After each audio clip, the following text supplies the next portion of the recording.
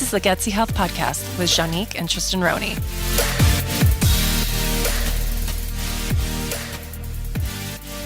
Hi, guys. Welcome back to our podcast. Hey, everyone. We're really excited. Well, Tristin is really excited about today. You should see the notes that he took on this entire episode. And he even told me, Juanique, you need to stick with the schedule. I did 8 years of graduate school just so that I could do this podcast episode because I got nothing else out of it. So you guys should feel really special right now. So I am going to try and stick with the schedule as much as possible. But this is actually going to be a really fantastic episode. Jokes aside, just because there's so much controversy with research. And it seems like research is constantly contradicting itself. And so how can we teach you guys to become research experts and filter out all the BS out there? Because there's a lot. Mm-hmm. And this is going to be a really challenging one to do because we've got this goal of helping you to really understand what is in the research without boring you to death and without completely disillusioning you and making you feel like nothing is real. There's no hope, right? Because that is one of the very real risks of what we're going to talk about is that you might completely lose faith in everything you hear when it comes to nutrition. And we don't necessarily want that, but we do want you to have not just nutrition, but research, basically, like research around nutrition, research around medicines and medications. Especially in nutrition and health. We'll put it that way. And so I guess we should just jump in. So the idea with this is that research is everywhere and people love to use research as weapons to kind of defend their particular approach to health, right? It starts to look a lot like religion. And I don't want to make this about religion. I know how upsetting that can get for people, but you do see a lot of similarities where people choose their cult to follow, and then they will defend it to the death. And it turns out it's extremely easy to do that because no matter what opinions you hold, there tends to be research that can support you and kind of dismantle your opponents. Right. But there are some systematic flaws in what happens with the research and how it's conducted. And that's really important for us to cover. So totally, let's dive into it. Let's do it. So the first thing that we want to cover so that you kind of know what even is research, because a lot of people don't waste their time with it, right? If you have contact with research, it's usually from like a third party, meaning that there was a website that was quoting a journal that was quoting a scientist, right? And so we've got completely out of context. 3 degrees of separation between you and the actual research. Basically. A lot of you have probably never looked at an actual research article before. I think a lot of our listeners will maybe this is a different type of group, but your average American probably has never looked at a research article, right? Even if they have really strong opinions about health.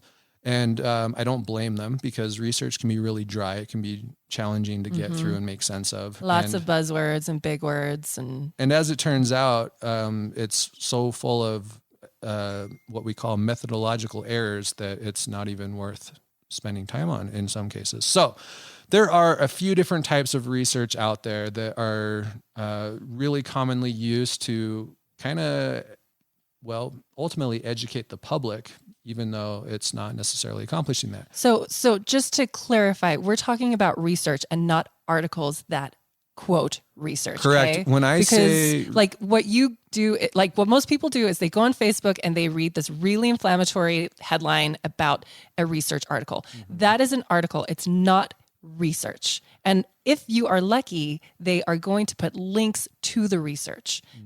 So what we're talking about are those links that everyone loves to quote out of context. Right. So what I'm about to describe is the actual research that takes place and is conducted by scientists ideally.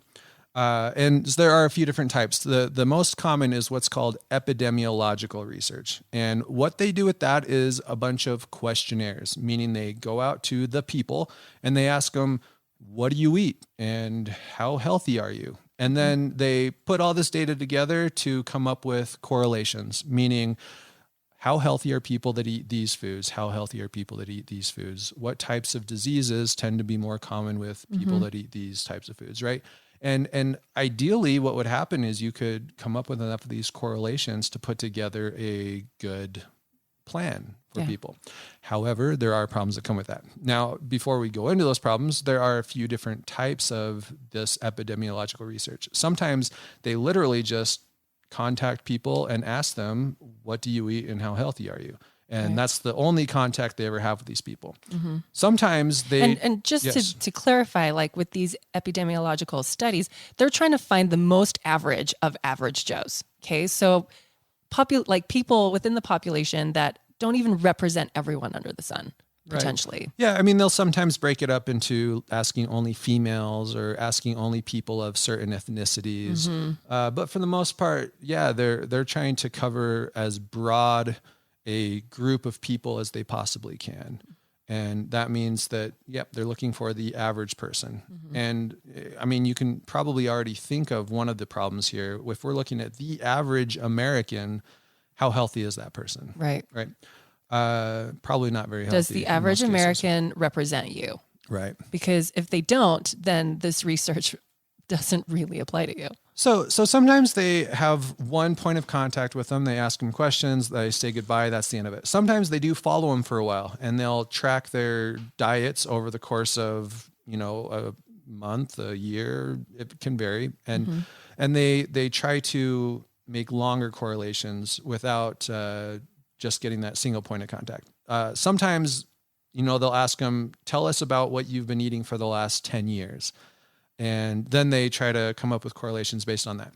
Now, you might see a kind of a common pattern with all of these, and that's that they are relying on the report of the people they ask, right? And in most of these studies, they are not observing the people and their diets. They are simply asking them, please recall everything that you've been eating. So lots of space for incorrect information. Yes, but before we go there are a couple of other types of studies out there that I just want to mention because they will come up later.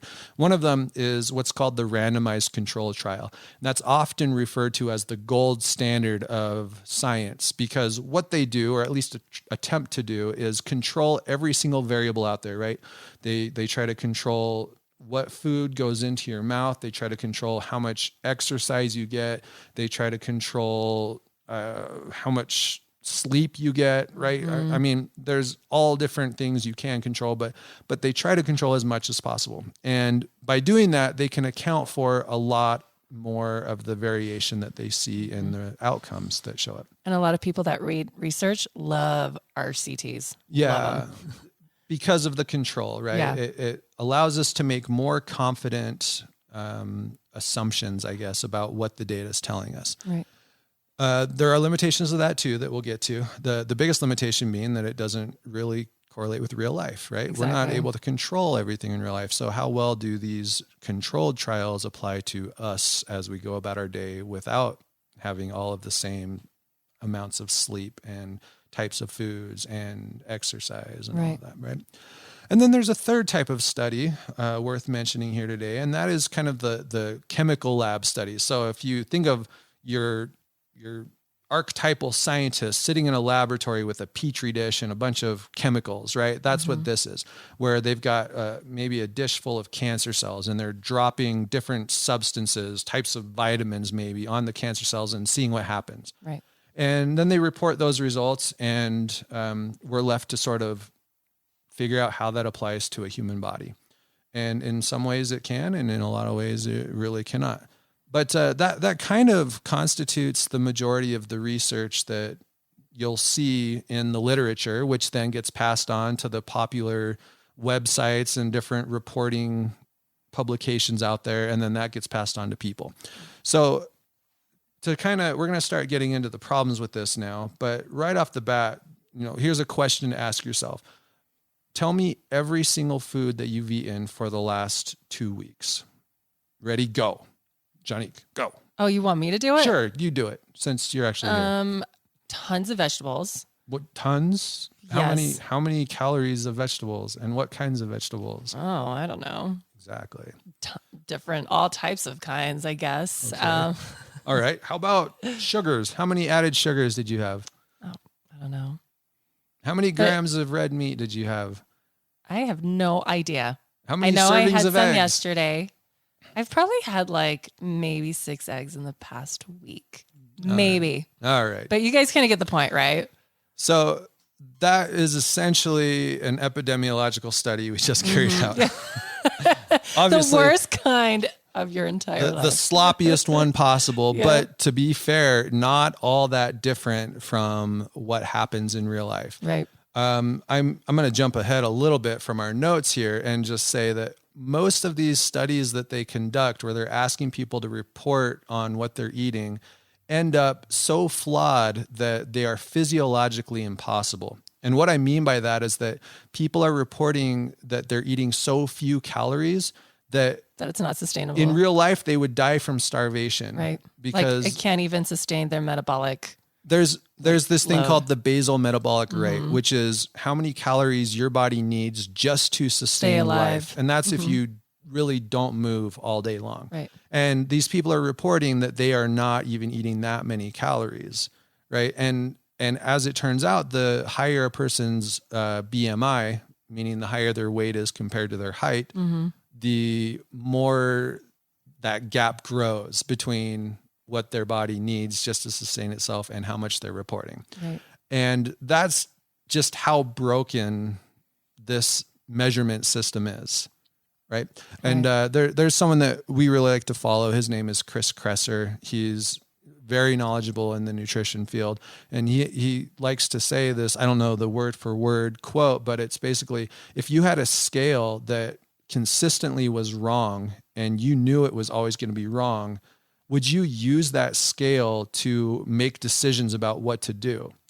Absolutely not, right? Because you would know that it's going to misguide you. It's going to lead you in the wrong direction. Yet that is exactly what we're doing with these epidemiological studies. Right. We know that we're getting bad information, and yet we're still using it to make major policy in our country. And that is then force filtering down to everyone people.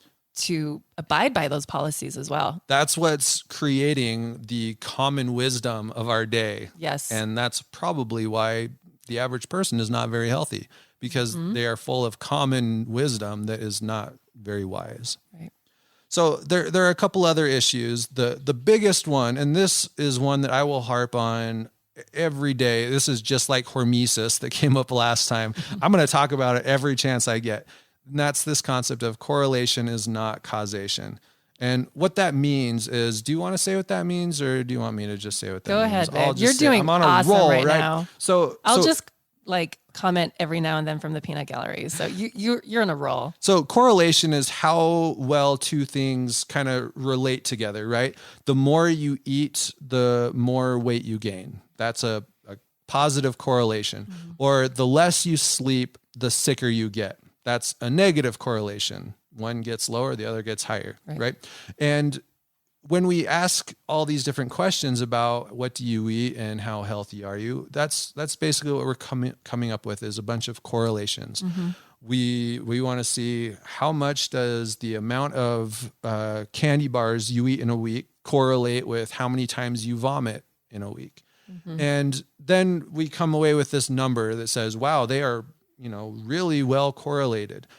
But that is not the same thing as causation, because with causation, that means that we have the ability to predict what will happen based on what we do right now.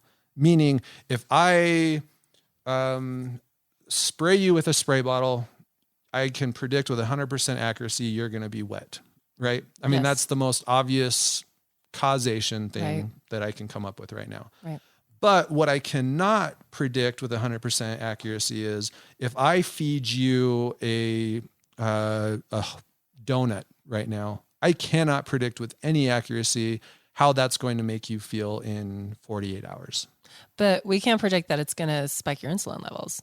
We can assume that it's going to spike your insulin levels. No, we know it does. Well, we have some information that the average person will experience a spike in insulin because of the average person Uh-huh. versus people that don't fit into that category, that have like insulin resistance, for instance. Yes, exactly. There are exceptions so you see how, to that. Yeah, there's so many exceptions to the rule. And And how do you know if you are the exception? Right. You don't. Right. Right. In most cases. So let me ask you this, because a lot of people are probably like scratching their head. Where does correlation fit with, like, how should we interpret it? How should we use it in our daily lives? Because I appreciate correlative studies. I like patterns and I like deciphering patterns. And so I'm not going to say this is 100% true, but don't you think that correlation has its place?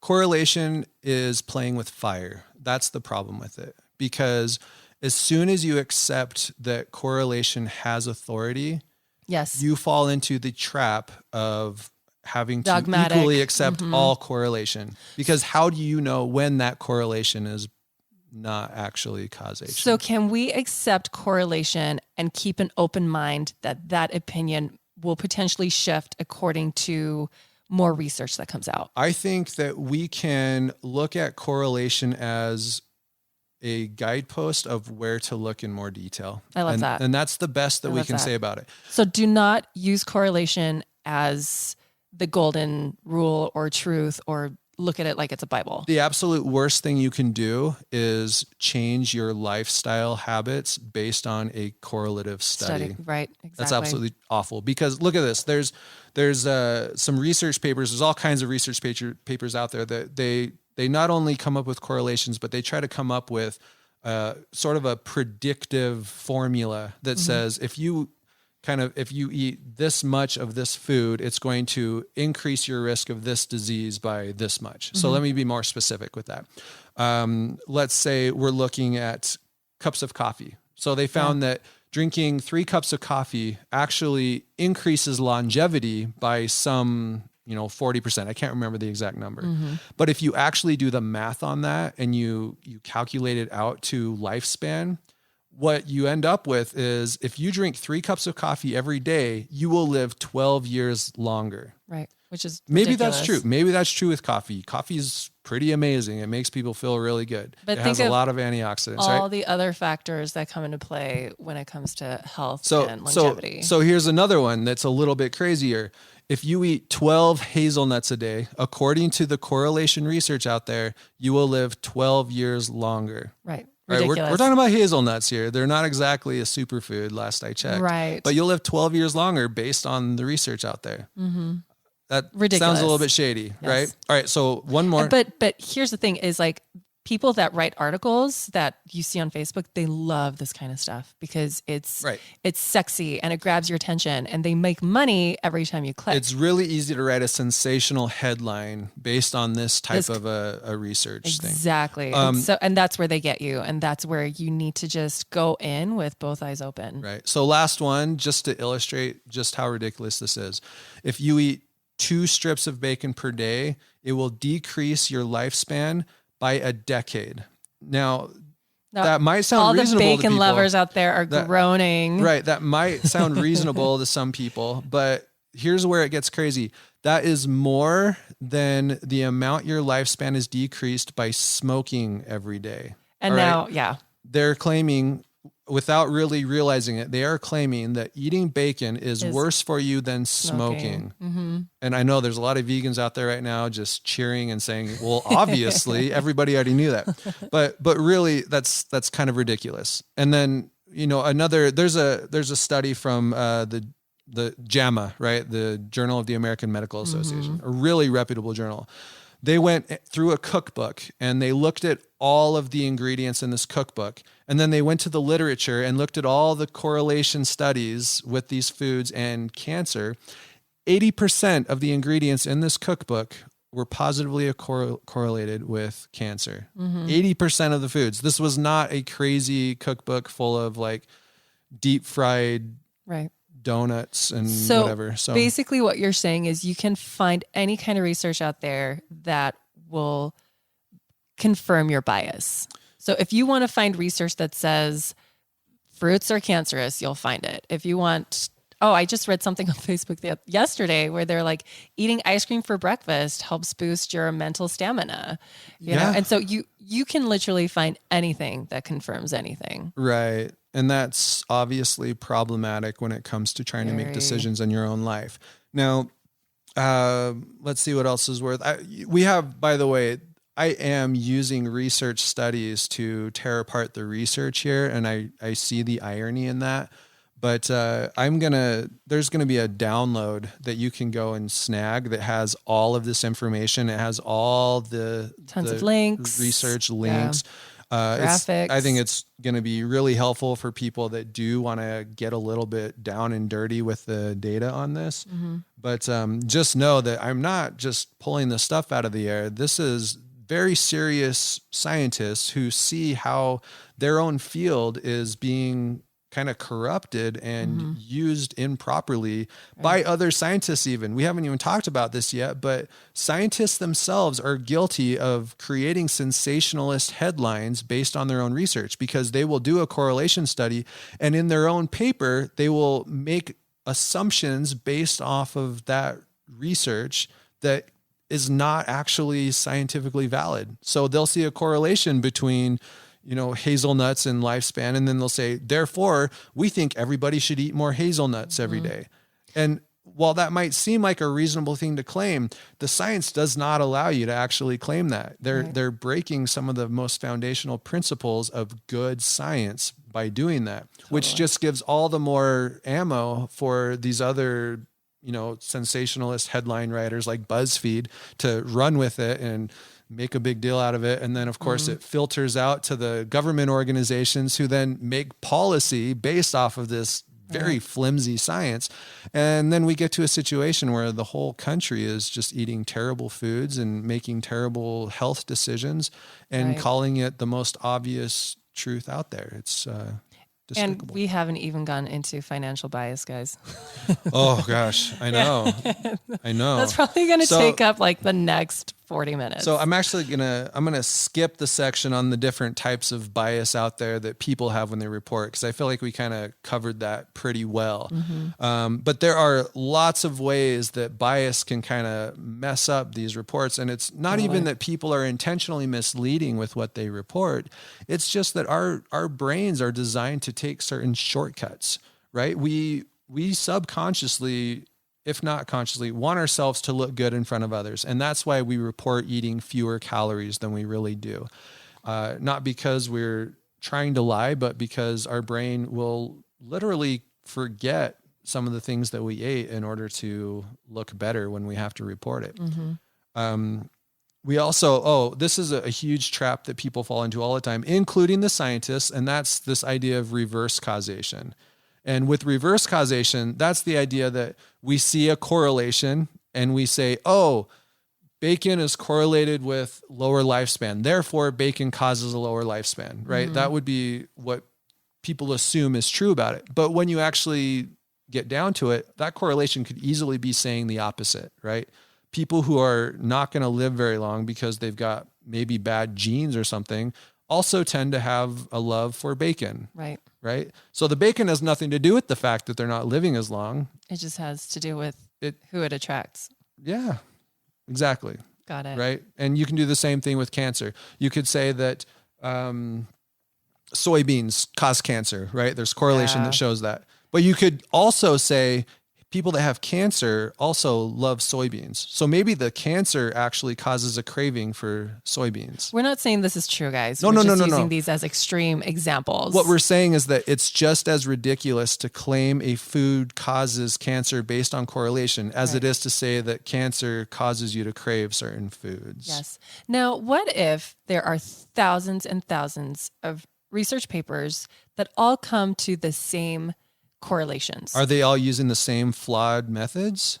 So what if they are controlling as many aspects as possible in their studies? Because I know you and I spend hours like with a fine-tooth comb reading over studies. So what would you say is acceptable for you? Because you and I have come to conclusions, right? Sure. How did we come to those conclusions?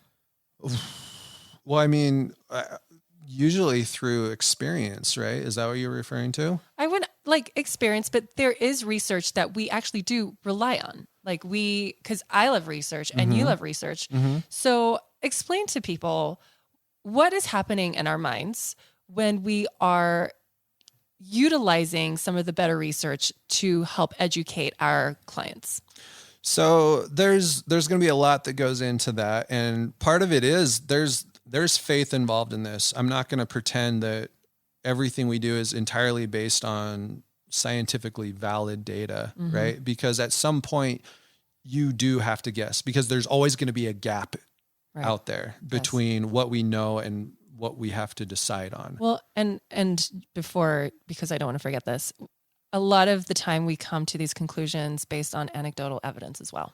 And through our experiences, but I would argue that anecdotal evidence in a lot of cases is every bit as valid as some of this massive research that's being produced with thousands of participants. It's so valuable to us. Because we're seeing it firsthand, and we see all the factors that go into it. But back to the original question, like when do we hit a point when we're like, I'm going to accept this research and share it with our clients and have them go from there? So I don't know that I'll ever reach that point. What I will get to is a point where I say, you know what, this is worth taking to the next level. Yeah. And taking to the next level means applying it in a real life situation and seeing what happens. Totally. Right. And that's what we have to do at the clinic all the time with the hyperbaric oxygen. There's lots of research that suggests certain possibilities. Yeah. It's not enough to say, oh yeah, they did this randomized controlled trial and they found that it was 100% effective for this issue. Right. I would love to have that. We don't have that. Right. So what we get is, hey, there's an avenue worth exploring here. And then we have to look at the potential downsides, right? Side effects, costs, time, all of that sort of thing, and say, okay, I think that this is worth looking at. And then we try it, right? We actually perform our own research in the clinic, in people's lives, and we see what happens for them. Yes. And if nothing happens, then nothing happens. And then we're far less likely to continue trying that with other people. Yes. But if they get good results from it,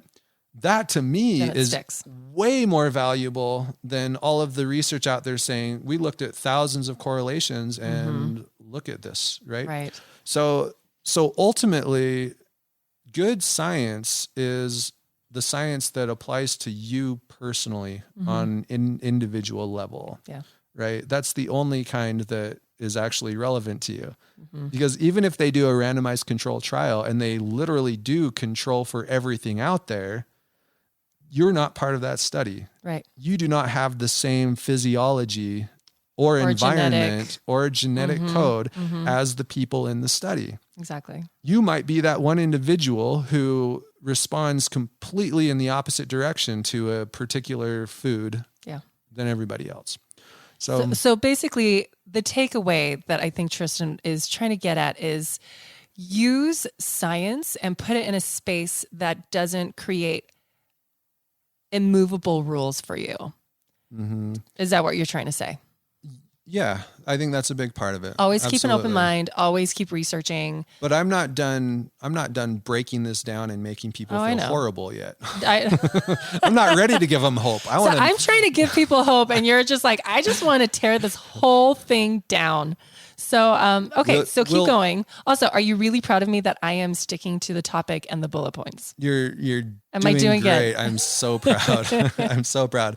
So let's get into some of those other types of research. We've definitely hit up the epidemiological studies. We've covered the randomized controlled trials and how they tend to be limited because you are not in them and they control for so much that it's hard to apply it to the real world. Yep. Let's talk about those lab studies for a second, right? So let's talk about how they can, in a laboratory, put two substances together and see how they interact with each other. And then they report that and we get all excited as a population because we see, oh my goodness, there's this polyphenol that's found in carrots and it kills cancer cells, right? How often do you see those articles that come out that say they found something that kills cancer cells? And then everyone's like, oh my gosh, we're just years away from curing cancer now. Or even better, there's an essential oil.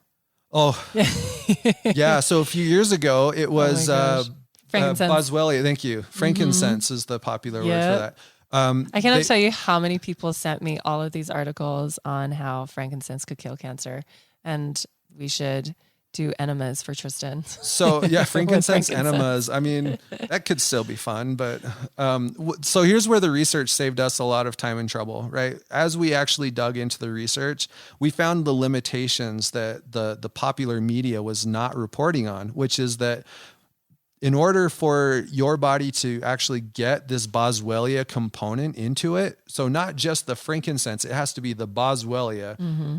You have to actually get solid frankincense into you. Right. The oil itself does not contain it because it's too heavy. When they distill the oil, the heavy boswellia is left behind. Right. So all these people are using frankincense essential oil, thinking that it's curing their cancer, and they're not even getting the component that was in this research. Right. Now, I'm not going to go and tell those people, "Oh, sorry, you're not curing your cancer." Because placebo is fantastic. Their belief is more powerful than the boswellia ever would be. But that's, it didn't work for me, right? I wasn't about to go do something that was very clearly not even accomplishing what they said it would. So that's a fantastic example of it. Mm-hmm. And what really happens though, is we get into this trap of using what's called reductionism. And that's the idea that if we can break something down into its component parts, then we can figure out which parts are responsible for the benefits we want. And then we just have to superload that particular part. Which is basically what the medical industry does, right? That is absolutely. It breaks everything into teeny tiny compartments and thinks if you can just manipulate this one compartment, all your problems are solved. But what we know is that it creates a domino effect of destruction within the body. The process of creating a medication, right, an FDA approved medication, is they go out into nature and they find plants that have certain benefits, and then they take that plant back to the lab, they break it down into all its little parts, and they try to figure out which one of those little subcomponents of the plant is actually responsible for the benefits. And then they try to hypersaturate that little part and create a drug. And that's how we got basically every major drug that we have today. And that's including chemotherapy. Well, I remember chemotherapy's in there. Yeah. I remember your oncologist was like, technically chemotherapy is completely natural. And I remember being like, oh, really? Technically it is. Yeah, absolutely. And Tylenol, right, comes from that. So that's called reductionism. And while it has led to a lot of benefits in modern medicine, some of those medications that they've been able to create save lives, right? They can stop you from dying. So they are fantastic in acute emergency situations. Yeah. We have been repeatedly disappointed by the results of using these component parts in super form for medication to treat chronic disease. Right. Things like cancer, things like diabetes, things like heart disease. We are not making progress on any of these fronts using this particular method. The reductionism is failing us. Absolutely. I don't know. Is it worth talking about any of the other examples? I think we should talk about vitamins. Vitamin C in particular. Because we are all so obsessed with vitamins and we don't recognize that they're actually synthetics. All right. And go ahead. Yeah. No. So I came from a hospital environment. That's where I worked before I was diagnosed with cancer and then got kicked out of the military. I was in the hospital. So I worked with doctors a lot, and medications were everything, right? They wanted to prescribe something for every symptom that they saw. And it drove me crazy. And I left that thinking, oh, good. I'm going to transition into the alternative health world. It's going to be so different. And I came to, we started spending time at the shop where we sell supplements. And as it turns out, people do the exact same thing in the alternative health world. They want a supplement to solve their problems. Instead of a proton pump inhibitor, they want some kind of essential oil or some kind of a mushroom or a vitamin that is going to do the same thing, right? I'm just going to take a super dose of this and bam, that's going to solve my heartburn. Right. Right. Well, even more specific is going back to the vitamins, the ascorbic acid, where we're completely hyper concentrating the vitamin C, but we're not even looking at the cofactors that nature intended for vitamin C to be paired with so that your body could fully absorb it. Right. So on most supplement labels, when you buy vitamin C, you'll see in the actual nutrition facts, it doesn't list vitamin C for most of them. Ascorbic acid. It says specifically ascorbic acid, which is actually, you guys, from corn. It's highly processed corn. Yep. And so, and I mean, like in the natural world, we all hate corn, right? But we're totally fine with it being completely modified as ascorbic acid. Yeah, and a lot of these vitamins also are byproducts of petroleum processing. Think about that for a second, right? Super fun. And also, most of these natural vitamins, well, not natural, but these Synthetic vitamins that you get at the supplement store are produced by big pharma. Yeah. Right? The same people making those medications that you detest so much, they're also making the vitamins that you love so much. Isn't that great? They're hypersaturating like every aspect of the health and medical world. Right. And so getting back to the vitamin C, then we've got this ascorbic acid piece that is, people take it in ridiculously high doses, right? Vitamin C IVs are all the rage right now. And I'm not going to say they don't do what they claim to do, but most of the time, is there a point where you're hurting yourself? Potentially, right? Yes. Well, we've seen that in our clinic too. We know that because what happens when you're only getting one component of this full complex is your body has to pull out the supplemental pieces in order to create a complete complex and get the benefits from it. And over time, if you're only doing this ascorbic acid piece and not the rest of the complex, you're going to get depleted of everything else. Exactly. And what tends to happen is people start to develop the symptoms of vitamin C deficiency, right? Which is not fun. Your connective tissues start to break down, right? It's low-grade scurvy. And it comes because of the supplement that you think is supposed to be giving you all the benefits. Exactly. Right. Yep. And by the way, this information you will not find in a modern day research article, right? Because they don't research this stuff. Man, we haven't even got to the big scandalous part of this yet. Which is what? Talking about the relationship between the big pharma and the research and the government. No, we haven't. Oh, how long? I know. How much time do I have? Okay. Maybe we should just jump into it. Okay, let's wrap up the supplementation. Okay. And then let's jump into. So don't treat your supplements the same way that everybody else treats medications. That's kind of the takeaway, right? That health is a holistic system, meaning it requires complete parts of everything. It requires an exercise component, a nutrition component, a spiritual component. It requires whole foods, not just broken down parts of foods. Right. It requires a balanced diet, not just focusing on one healthy food and eating nothing but that. Exactly. I think that kind of sums that up. Yeah. Good job, babe. You're doing awesome. So, keep going. By the way, a lot of fad diets are also the result of this kind of reductionistic thinking where they find a correlation, shall we say lectins, and they say, oh, wow, lectins are correlated with digestive issues. Let's run with that. Let's create an entire lifestyle program around that one correlation. Right. And it does happen to work for some people, but a lot of people are disappointed with the results they get because they're only focusing on that one reduced piece of the picture. Exactly. Okay. Shall we talk about blatant corruption? Do it. All Go. Right. So go, babe. Here's what happens. We have this situation in our country, which actually is taking place in the rest of the world as well, where the power that exists, meaning big pharma in this case, has created this perfect vortex that protects its power and continues to enrich it at the cost of everybody else. And this, by the way, there is a fantastic article out there. I'm going to post a link to it in the show notes, but this guy did some really great research on it. He put together this fantastic diagram that helps break it all down. It's really intense. It kind of looks like something that a conspiracy theorist would put together.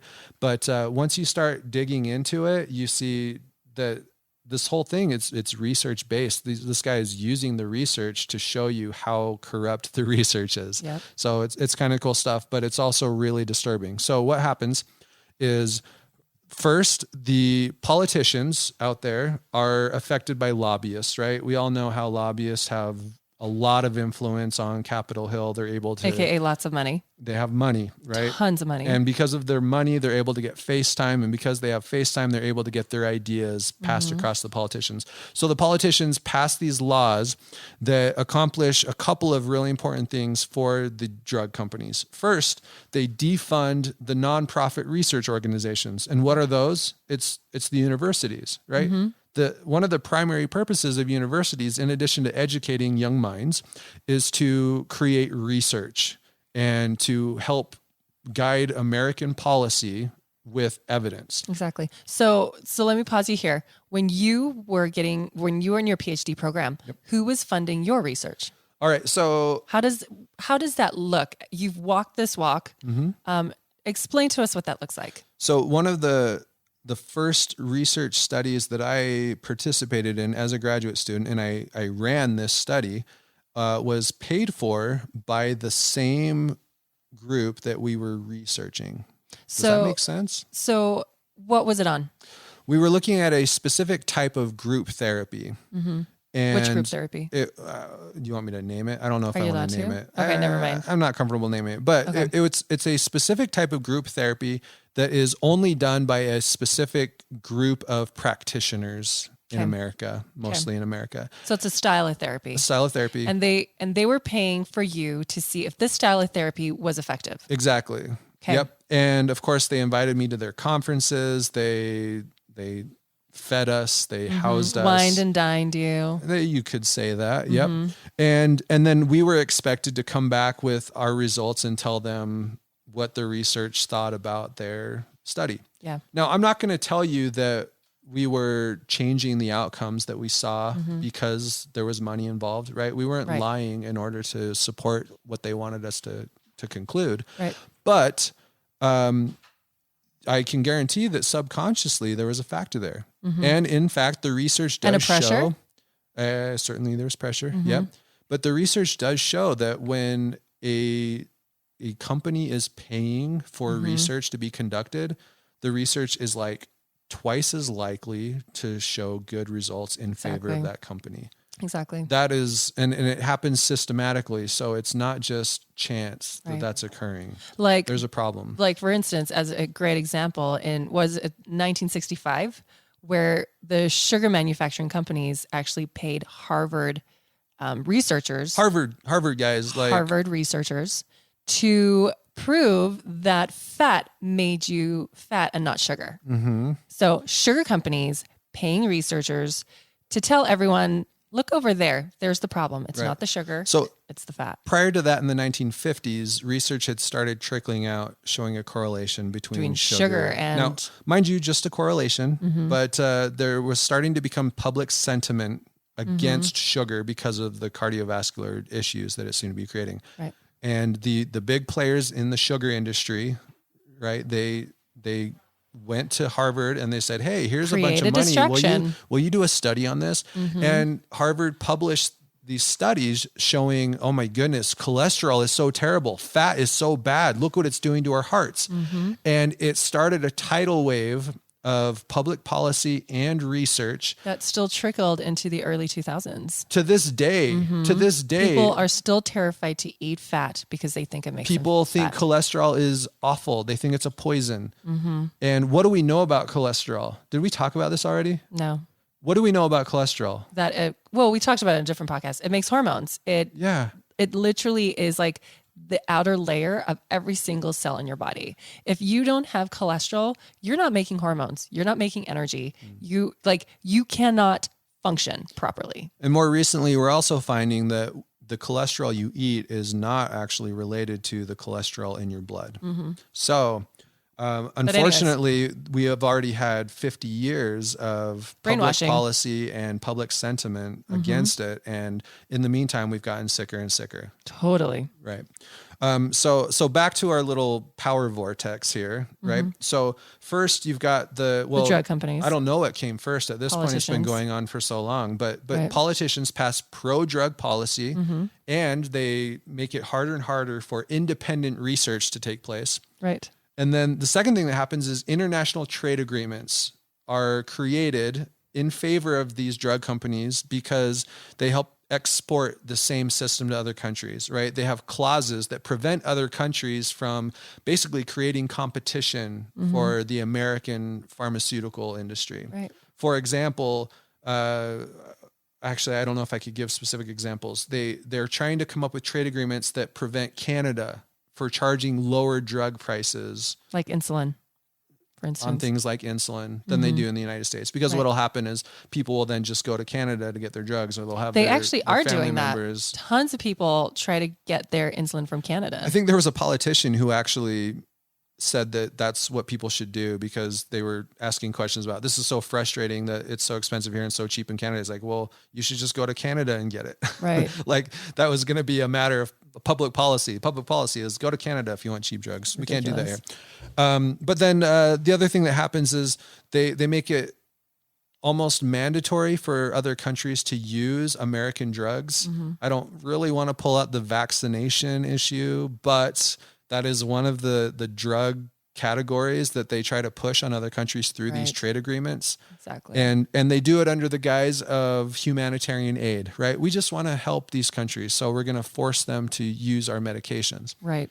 They say weapons of mass protection, basically. Yeah. Like, yeah. That's inflammatory, right? Yeah. So then what happens is, we've already talked about how the universities lose their independent funding so that they can study the stuff they want to. And in order to make up that shortfall in cash, they have to turn to the big money that's out there, the corporations. And the corporations say, sure, we'll give you all kinds of money to do research. As long as it's in our favor. Well, they're never going to say that. They don't have to say that, right? That's where that kind of subconscious bias starts to come in, that I talked about in my own situation. And so you get all of these studies being published that are far more likely to favor the corporations funding them because of that unconscious bias that takes place. And then you have these big media companies that love sensationalistic headlines. So they take it and they turn it into oh my goodness, look how terrible such and such a food is. Or, oh, look, we're all going to be saved by this miracle drug that was just created. And then the people read these articles, and of course they're never touching the actual source material, nor do they understand all the biases that go into this research. And they say, oh yeah, that's how it is. And so we start to idolize these medications. We start to look to them as our saviors. And just to touch on that, we're seeing this happen right now. And I know this is a very inflammatory topic, but there is a lot of censorship right now around anti-vax movements.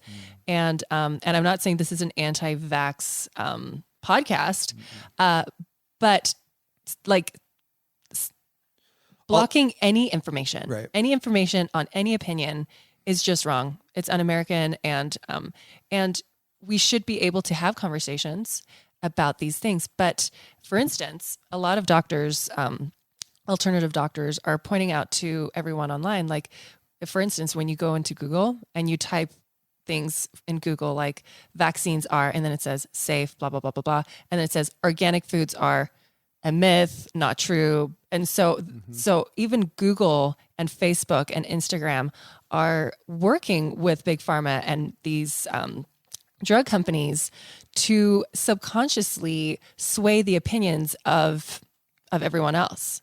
Right. And so to be very, very clear, we are not anti-vax. No. We are pro-choice in the terms of, we want people to have the freedom to make their own medical decisions for themselves and their families. Right. And we are pro-freedom of speech. Exactly. We believe people should be allowed to state their opinions, and they should be required to defend those opinions. Right. But they should be allowed to state those opinions without fear of being censored. But just going back into the drug companies infiltrating media and television shows and education and public policy, it's this very subconscious, subtle movement. Like I said, going to our Google search engines, and they are pushing us from one media to the other. Where, for instance, a lot of people are talking about Dr. Mccullough's website and how Google is not channeling clicks to his website. So Dr. Mccullough is a hugely popular alternative health kind of a guru type person, and he has millions of followers, is my guess. And so when he notices a significant decline in visits to his site, he, that sets off some flags that there's something going on, right? Right. And so we should all be able to have equal access to all the information out there and not be funneled towards an echo chamber with a very specific, what's the word I'm looking for, babe? A very specific agenda, basically. And that's what we're seeing. So these drug companies, they are infiltrating politics, they're infiltrating media, infiltrating our Google searches, our Instagrams, our Facebook. And they're doing it. We don't even realize it. And they're doing it in the name of protecting us, right? They're saying that we're too dumb to know truth from fiction. And therefore they should choose what we're allowed to hear. And what they should be doing, what we believe in, is educating the people, right? Because as we've just described here, when the system is biased in one direction, the average person is not going to understand what is actually truth and what is not. And we need to be able to get the options out there. We need people to start to learn to think critically, to think for themselves, to apply this information in their lives and see what actually works for them. So an experiment you guys can do at home is go to Google and type in GMO is, and then see the options that come up for you. Organic is, see the options that come up for you. Now the bigger problem, and sorry, I'll let you finish that. The bigger problem here is that we don't have big broccoli to counter big pharma, right? We don't have big Whole Foods. No, that can. We have tiny farmers. There isn't research funding to support the other side of this question. It's like David and Goliath, basically, but David is not winning in the end. So this cycle of public policy, public opinion, public funding, and the medical world is not being matched on the other side of Whole Foods being studied and looking at all the wonderful benefits of them, and then having the media report on how awesome these Whole Foods are, and then having all the people think, oh my goodness, why would I ever touch a medication when I can just change my lifestyle? Right. And that's where, that's what we're trying to do, right? Is that's educate where anecdotal people on that, evidence comes in. All right. So maybe we should go into that. Now that we've kind of seen how research can be entirely flawed in how it's conducted, and even if it's conducted well, how it can be incredibly biased in what actually gets studied and what doesn't get studied, what on earth can we trust, right? What can we do?